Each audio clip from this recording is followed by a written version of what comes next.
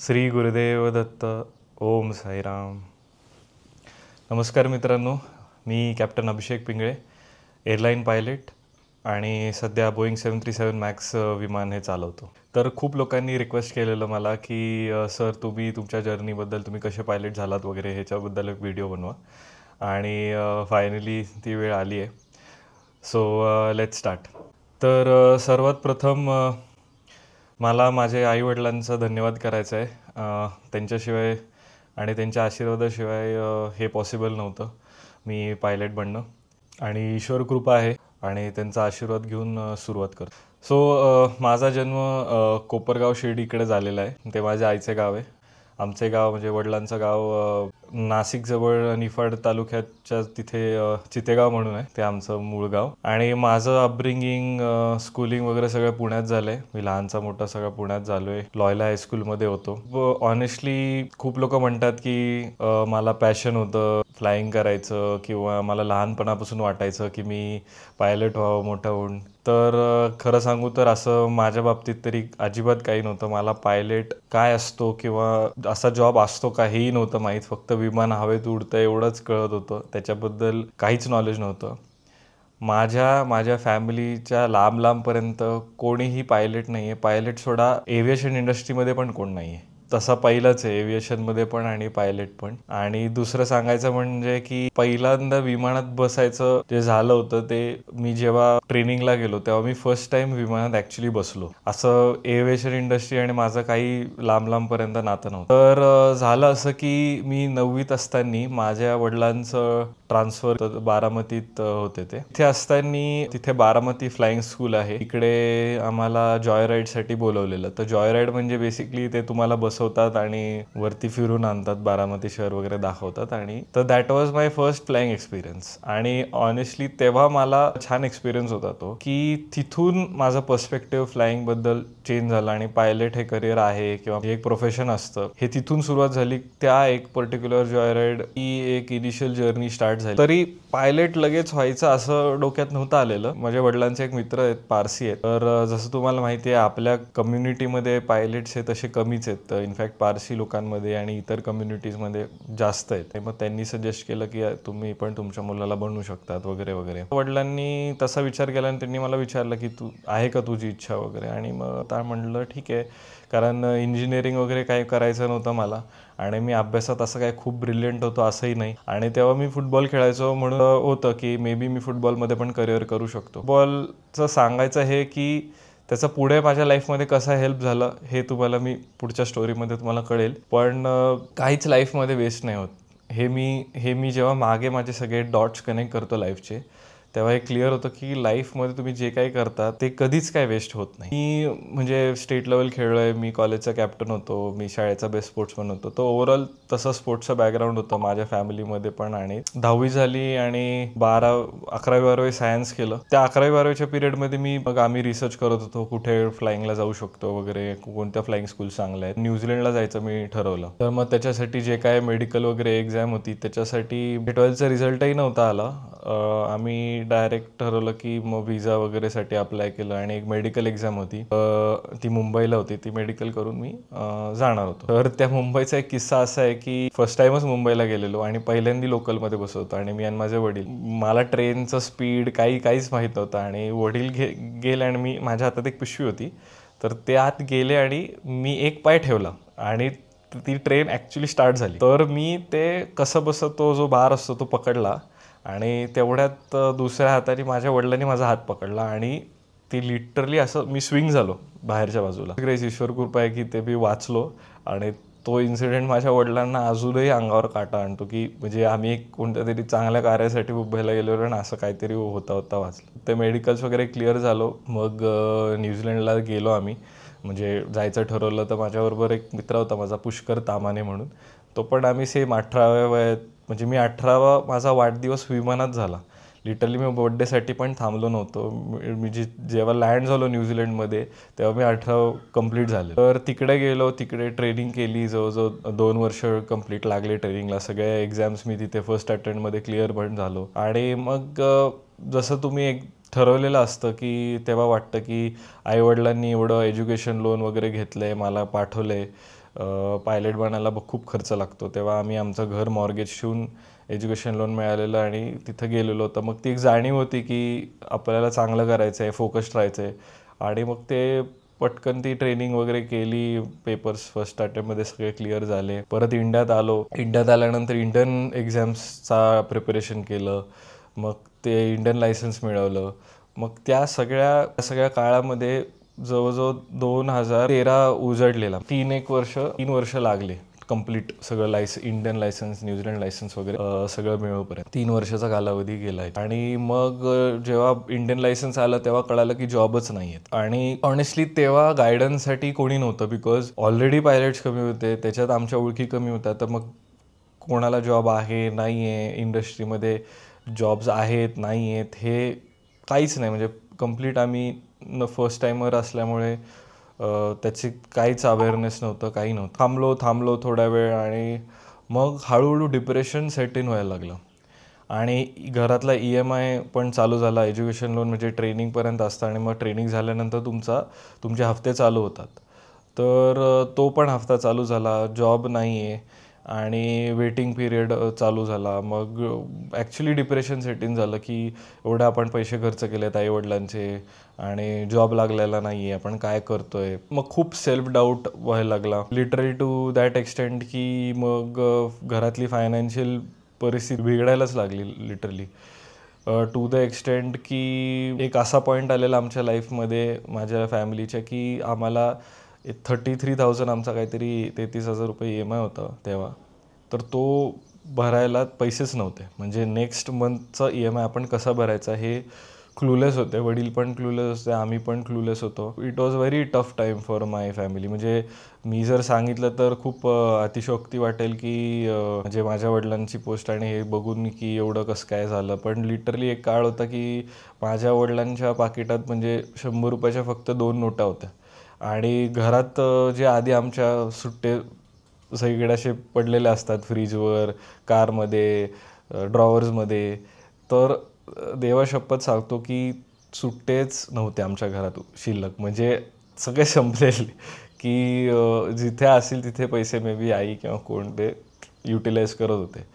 तर असा एक खूप बॅड पॅच माझ्या फॅमिलीमध्ये आला आणि त्याचा माझ्यावर मेंटली खूप इम्पॅक्ट झाला, स्पेशली फायनान्सशी रिलेटेड. मला डिप्रेशन आणि त्या नेगेटिव्हिटीमध्ये गेलेलो.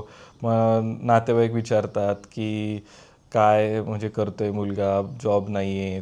त्यांनाही माहिती होतं पैसे खर्च केले. तर मी लिटरली कुठे लग्न वगैरेला जायला, कुठे काय कार्यक्रम असेल, मी लिटरली अवॉइड करायचो. टू द एक्सटेंट की असे पण बऱ्याच वेळ होतं की जेव्हा रात्री झोपताना मी पांघरून घेऊन आत रडलेलो आहे. तर म्हणजे इट वॉज बॅड म्हणजे. आणि मग तिथून त्या काळात जसं मी फुटबॉलचं बोललो, मी फुटबॉल कोचिंग सुरू केली लहान मुलांना, स्कूलच्या मुलांना, त्यांचे समर कॅम्प्स. आणि फ्रायडे, सॅटर्डे, संडे असं मी एका बाणेरमध्ये पुण्यात तिथे ग्राउंड होतं. मग ते टायअप करून मी तिथे फुटबॉल कोचिंग स्टार्ट केले. आणि मला ॲटलिस्ट घरच्यांना पैसे मागू नये एवढं माझ्याकडे पॉकेट मनी त्याच्यानी एक 8-10 हजार रुपये असतील ते महिन्याला यायला लागले. तर मी जवळजवळ 1.5 वर्ष ती रन केलं ती फुटबॉल अकॅडमी लहान मुलांसाठी. एक लाईफमध्ये एक चमत्कार झाला. मी म्हटलेलं ना, ते EMI भरायसाठी पैसे नव्हते आमच्याकडे. तर एक चमत्कार झाला, तो मी सांगेल काय कसं ते जाणून घेण्यासाठी तुम्ही चमत्कार हा शब्द टाईप करा कमेंट्समध्ये. सो आय नो तुम्हाला, मी हे बाय द वे का म्हणतोय तुम्हाला काही पर्टिक्युलर वर्ड टाईप करण्यासाठी. सो आय नो की माझ्या व्हिडिओचा पुढचा टॉपिक किंवा काय असावा किंवा तुम्हाला काय इंटरेस्ट आहे जाणून घेण्याबद्दल. आमची लाईफ चेंज झाली. म्हणजे जे काही फायनान्शियल प्रॉब्लेम्स होते ते संपले. म्हणजे EMI भरण्यापुरतं वगैरे ते सगळं चालू होतं. प्लस मी माझं फुटबॉल कोचिंग करत. त्याच्यानंतर मग असं ठरवलं की मग घरी बसण्यापेक्षा मग साईड बाय साईड आम्ही त्याच काळात ग्रॅज्युएशन चालू केलं, BSc इन एव्हिएशन मुंबई युनिव्हर्सिटीमध्ये. मी ते ओपन होतं ओपन युनिव्हर्सिटी. फक्त एक्झाम्स वगैरे प्रोजेक्ट सबमिशनला जायला लागायचं. तरी घरीच होतो. तर मग मग UPSCचा अभ्यास चालू केला. तर पुण्यात पेठेत UPSCचा क्लास लावला. जवळजवळ 1.5 वर्ष UPSCचा म्हणजे लिटरली घासून अभ्यास केला. म्हणजे 12-12 तास ते शास्त्री रोडवर लायब्ररीत बसणे, डबा घेऊन जाणे, म्हणजे डिलिजंटली केलं. आणि असं ठरवलेलं की मे बी एव्हिएशन इंडस्ट्री माझ्यासाठी नाहीच आहे, कारण की तिथे काही होतच नाही आहे, जॉब्स काही कॉल पण येत नाही आहे, कुठे इंटरव्ह्यूज पण होत नाही आहे. तर मग घरी बसून काय करायचं. आणि मग त्या काळात मी स्वतःवर खूप वर्क केलेलं आणि एक स्वतःच डिप्रेशनमधून मी बाहेर आलेलो. आता मी डिप्रेशनमधून कसं बाहेर आलो त्याचे जाणून घेण्यासाठी तुम्ही डिप्रेशन हा शब्द टाईप करा. तो अभ्यास स्टार्ट केला, फर्स्ट अटेम्प्ट दिला आणि मला प्रिलियममध्ये नाही ते 9 मार्कांनी माझी राहिली ती. आणि मग जेव्हा रिझल्ट आला तेव्हा परत मी रडलो. आणि मला असं वाटायला लागलं की माझ्या लाईफमध्ये सक्सेस आहे की नाही आहे, म्हणजे का मी फेलियरच राहणार आहे. म्हणजे इट वॉज म्हणजे कळत नव्हतं की काय. फक्त थोडं वाटायचं मधून की नाही ॲटलिस्ट आपण म्हणजे वेस्ट नाही जाणार लाईफमध्ये, आपण काहीतरी तरी करू. झालं नाही तो अटेम्प्ट. मग म्हटलं ठीक आहे, काय हरकत नाही आहे, परत आपण अभ्यास करू. अजून एक अटेम्प्ट केलं. पहिल्या अटेम्प्टमध्ये तसंही काही कोणाचं होत त्या काळात. म्हणजे आता हे ईश्वराचं कसं प्ले आहे, म्हणजे की पुष्कर जो माझा मित्र होता ज्याच्याबरोबर मी 18व्या वर्षी ट्रेनिंगला गेलेलो, त्याचा मला एक दिवशी कॉल आला. तो म्हटला, अरे मी ऐकलं तू एव्हिएशन सोडलं आहे भाऊ, अभ्यास करत नाही आहे. आणि मध्ये एक कॉल आलेला स्पाइसजेट कंपनीचा की तिथं सिलेक्शन प्रोसेस होईल, तू का नाही आला. आणि तेव्हा मी UPSCचा एकदम डिलिजंटली अभ्यास करत होतो आणि मग मला ते फोकस डिट्रॅक्ट नव्हतं व्हायचं. आणि मग असं माझे पेरेंट्स म्हणतील धड हे पण नाही, धड ते पण नाही, असं म्हणजे त्यांना वाटेल की हा काहीच करत नाही नीट एक. तर म्हणून मी ते त्यावेळेस टाळलेलं. मग पण त्याचा फोन आला आणि तो एक फोन कॉल माझ्या लाईफचं टर्निंग पॉईंट होता. तो मला म्हणला की अरे असं असं स्पाइसजेटची परीक्षा होती, तिथं त्याचं लास्ट राऊंडमध्ये झालं नव्हतं. तो मला म्हणला की मला अभ्यासात काय अभ्यास करायचा आहे, काय कसं प्रश्न विचारतात, हे काय राऊंड्समध्ये काय प्रिपरेशन करायचं हे सगळं मला माहिती आहे. आणि आपण दोघं अभ्यास करू. आणि तू ऑलरेडी एवढा 12-12 तास तिकडे अभ्यास करतो आणि हा सब्जेक्ट तर तुला ऑलरेडी येतो, याच्यासाठी आपण ऑलरेडी पैसे खर्च केलेत आणि त्याचा लायसन्स आहे आपल्याकडे. तर इथे तू फक्त 2-2.5 तास अभ्यास केला तरी तू सहज क्लिअर होशील. तू जिथे एवढं मेहनत घेतोयस, तर मग थोडा इथं अभ्यास कर, हे कशाला वेस्ट जाऊ दे. मला त्याचं आय डोंट नो तेव्हा म्हणणं पटलं आणि मी घरी सांगितलं की मी असा अभ्यास करतो. आणि त्यांना पण ते पण ओके झाले, म्हणजे त्यांनी पण मला सपोर्ट केला. ते पण असं म्हणले नाही की बाबा तू अर्धवट हे करतोयस ते करतोयस असं. तर असं म्हणतात ना, 2 दगडांवर एकत्र पाय ठेवू नये वगैरे, मग ते तसलं काहीतरी होतं. पण तरी म्हणलं की ठीक आहे, ईश्वराची काय कृपा असेल किंवा त्यांनी मला डोक्यात मध्ये टाकलं की नाही तू हे कर, आणि मग मी ते फॉलो केलं. तर सेम मी तसा अभ्यास केला. मी सगळे राऊंड्स तिथे क्लिअर झालो. आणि नेमका जो राऊंड माझा मित्र पहिल्या त्याच्या अटेम्प्टमध्ये फेल झालेला, तोच मी फेल झालो. आणि माझा मित्र पास झाला आणि तो सिलेक्ट झाला आणि मी सिलेक्ट झालो नाही. तर परत सेटबॅक लाईफमध्ये आणि परत असं वाटलं. पण ह्यावेळेस मी मेंटली खूप स्ट्रॉंग होतो, म्हणजे ते एवढं दुखलं नाही मला ते फेलियर कोणाष्ट. पण ऑब्व्हियसली मे बी ते मी स्वतःवर सेल्फ वर्क केलेलं आणि अध्यात्म वगैरे वगैरेचा साथ होता, म्हणून ते तेवढं हे नाही झालं. म्हटलं ठीक. आणि मग काही महिन्यानंतर जेट एअरवेजचा कॉल आला. ईश्वर कृपेने मी सगळे राऊंड्स क्लिअर झालो आणि जो 200 लोकांपैकी आय थिंक 4-5 लोक घेतलेले, तर त्या पर्टिक्युलर डेला ते पास झालो आणि मला जॉब लागला. तेव्हा सांगायचं तात्पर्य कसं की जे मला नाही मिळालेलं, जिथे पहिला अटेम्प्ट ज्या कंपनीत नाही मिळालेला, ते नंतर मला कळालं की ते चांगल्यासाठी झालं, बिकॉज मला बेटर ऑपॉर्च्युनिटी मिळाली. आणि त्यावेळेस जेट एअरवेज भारतातली नंबर 1 कंपनी होती. तिकडे सिलेक्शन झालं. मग असं वाटलं की लाईफ एकदम चांगली आहे, सगळं झालं, सगळे खुश घरी पण वगैरे. आणि मला एक सांगू इच्छितो मी की जेव्हा तुम्ही खूप घासलेली असेल, खूप मेहनत केलेली असेल, खूप तुम्हाला अनसक्सेसफुल अटेम्प्ट्स असतील तुमच्या, आणि जेव्हा सक्सेस मिळतं ना, तेव्हा जे आपल्याला एक मनात असतं ना की मी पास झाल्यावर मी हे करेल, मी नाचेल, मी एन्जॉय करेल, मी पार्टी करेल. तर खरं सांगतो की ज्यांनी हे अनुभवलं त्यांना माहिती असेल की जेव्हा तुम्ही ते ॲक्च्युली होतात, तेव्हा तुम्हाला फक्त रिलीफ वाटतो आणि ऑब्व्हियसली थोडा हॅपीनेस असतो. पण जे काय तुम्ही असं इमॅजिन केलेलं असेल की मी सेलिब्रेट करेल, ते काही नाही होत, बिकॉज त्याच्या मागे ते एवढी एफर्ट्स लागलेले असतात की तोपर्यंत तुम्ही एक रिलीफच असतो, म्हणजे साय of relief and happiness obviously. पण ते नाही होत, म्हणजे तुम्ही असं वेड्यासारखं उड्या मारेल, मजा करेल, ते जेव्हा लकी असतात तेव्हा होतं. पण जेव्हा तुम्ही हार्डवर्क करतात ना, तेव्हा ते होत नाही. म्हणजे ॲटलिस्ट हे माझा एक्सपिरियन्स आहे. मग झालं, मग फ्लाईंग चालू झाली वगैरे हे ते. आणि काही वर्षात जेट एअरवेज पण बंद झाली.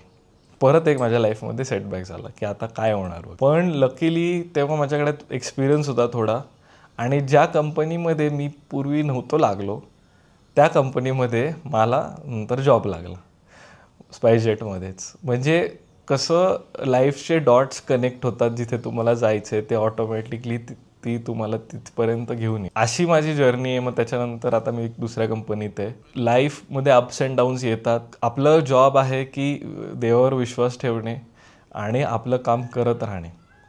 दुसरं मी सांगतो की आपण जर दुसऱ्यांबद्दल वाईट विचार करत नाही, दुसऱ्यांचं काही वाईट करत नाही जाणून बुजून, आणि जर चुकून काही झालं असेल तर त्यांची माफी जर मागत असू, तर युजली आपल्या लाईफमध्ये चांगल्या गोष्टीच होत. आस्क फॉर फॉरगिव्हनेस, चांगलं काम करा, चांगले विचार करा, हंबल राहा. म्हणजे जे काय तुमच्या लाईफमध्ये चांगलं आहे, जे भेटतंय की हे तुमच्यामुळे नाही आहे, हे ईश्वर कृपा आहे, हे समजून जेव्हा तुम्ही सगळं कार्य करत असतात तेव्हा एकदम सगळं छान होतं. तुमच्या काही तुम्हाला काही वेगळे क्वेश्चन्स असतील किंवा काही जाणून घ्यायचं असेल, जसं मी तुम्हाला सांगितलं ते कमेंट्समध्ये तुम्ही कमेंट करू शकतात, तर मी नक्की त्याच्यावर व्हिडिओ बनवायचा प्रयत्न करेल. धन्यवाद, तुम्ही इथपर्यंत व्हिडिओ बघितला. तुम्हाला थोडं काय इन्स्पिरेशन त्याच्याकडून मिळालं असेल आणि हीच माझी इच्छा आहे. So thank you for watching. Bye, take care.